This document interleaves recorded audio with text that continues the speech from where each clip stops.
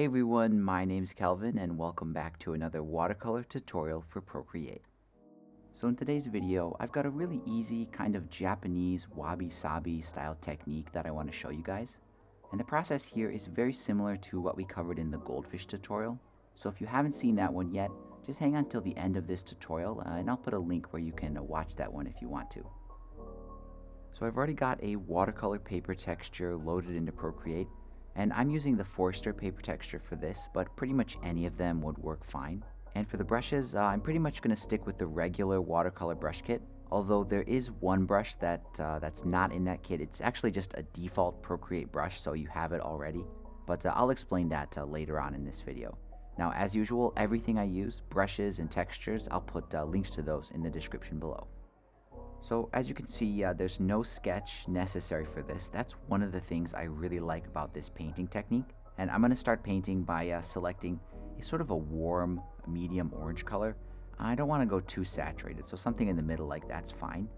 And the brush I'm going to start out with is the sharp round brush. And I'm going to use it at the maximum size. And I'll zoom in a little bit and just very loosely kind of rough out some cattail heads, just like this. Next, I'm going to grab the water blender all the way at the bottom of the brush list there, and at a pretty small size, maybe around 10%, I'm just going to very selectively blend some of these hard edges, kind of side to side. So I could totally smooth those out with the water blender, but they'll end up looking too boring, and this is a way to kind of leave some detail in there so they're more visually interesting. Next, I'm going to add a little bit of shading to these, so I'm going to grab the selection tool and set it to freehand. And on each one of these, I'm going to make a selection that just gets the top and then the left side there. I'm going to feather it out just a little bit. Then I'll go to hue, saturation, and brightness for the layer. And I'll just darken it and then saturate it. There we go. That looks really good. Next, I'll add a sort of a highlight or a light spot on these. And it's basically the same technique.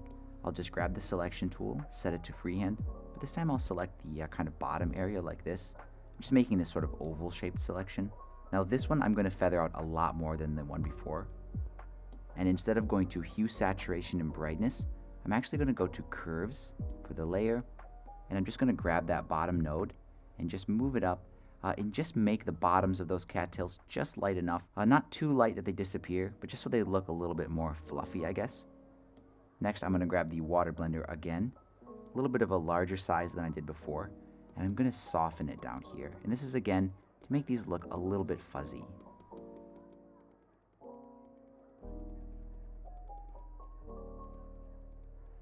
So those are pretty much done, and now I can move on and do the stems of these cattails.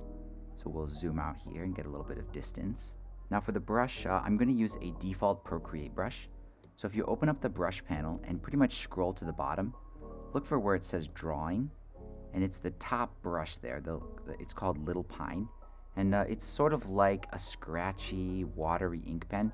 Kind of weird, but it really suits this style. Now for the color, I'm going to use the same color I've been using for the cattail heads, but I'm going to go down here to a darker version of it, and we'll test it out. Yeah, that's about the right size. It looks like the size is about 50% or so.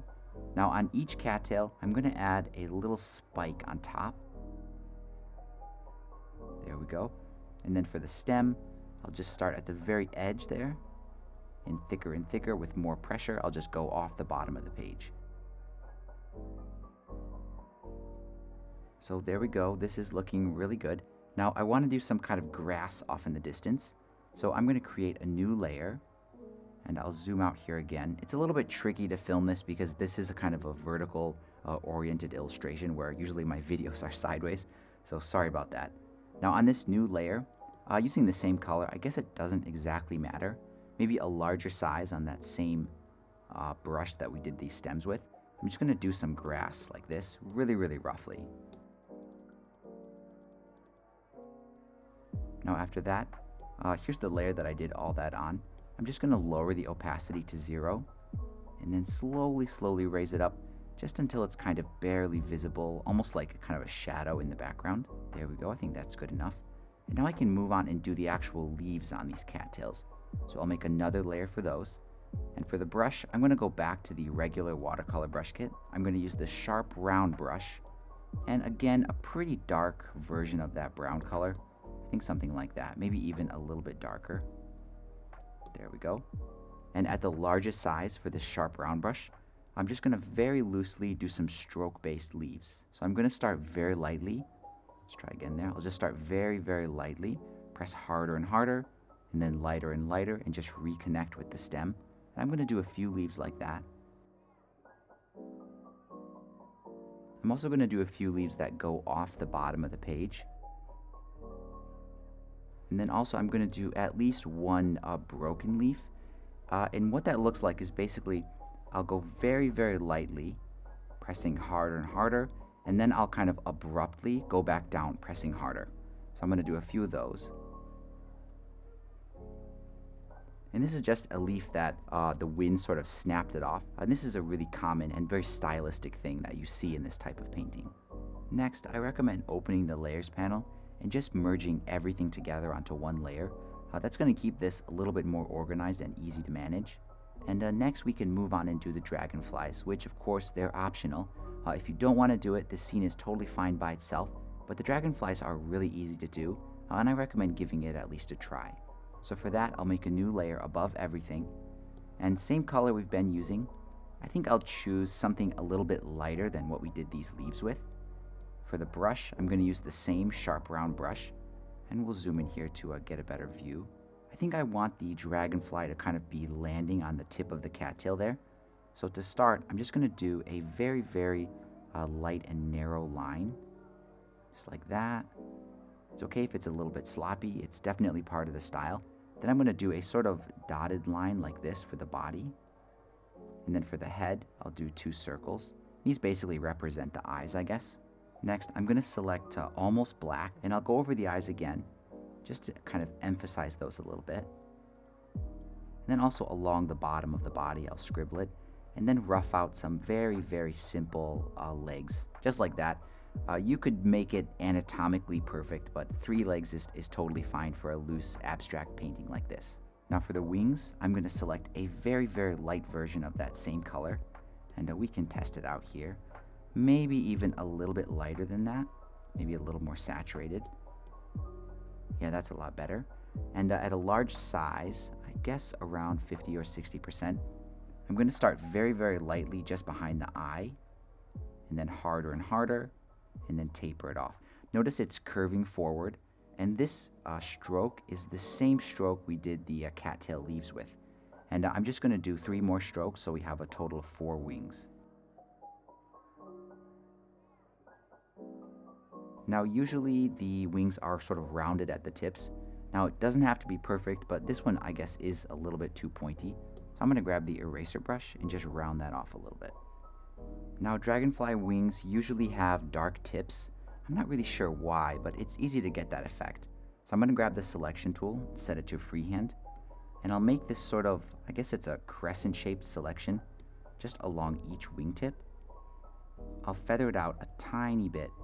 I mean, not even 10%. Then I'll go to hue, saturation, and brightness, and I'll just darken that and then saturate it. And that's usually enough to get the effect.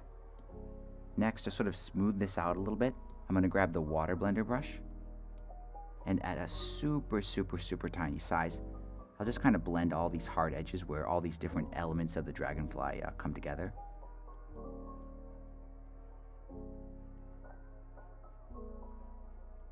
And there we go, this one is all done. And here's a close-up of the dragonfly, just so you can see what it looks like on the iPad. And now here's what the whole painting here looks like when I print it out. So if this is your first time seeing this type of painting style, what I want to point out is it's a lot easier than it looks. I know when you watch me painting in this video, you're wondering like, how do I know where all the strokes go? How do I know exactly how to shade this? The truth is, there's a lot of like practice that goes into this. I can say that I've painted this exact scene maybe 4 times, and each time I painted it, it got better and better, but also each time I painted it, I made mistakes, and some of those mistakes actually turned out to be really cool looking. So as I went through these different iterations, I kept track of the things I liked, the things I didn't like, and eventually I can create a scene that I'm really in love with. Now, as I mentioned in the beginning of the video, this technique is pretty much the same one I used to paint the goldfish. So if you want to check out that video, I'll put a link up here in the corner. And with that, I think that pretty much wraps it up. As always, thank you so much for your support. Thanks for watching, and I'll see you in the next video.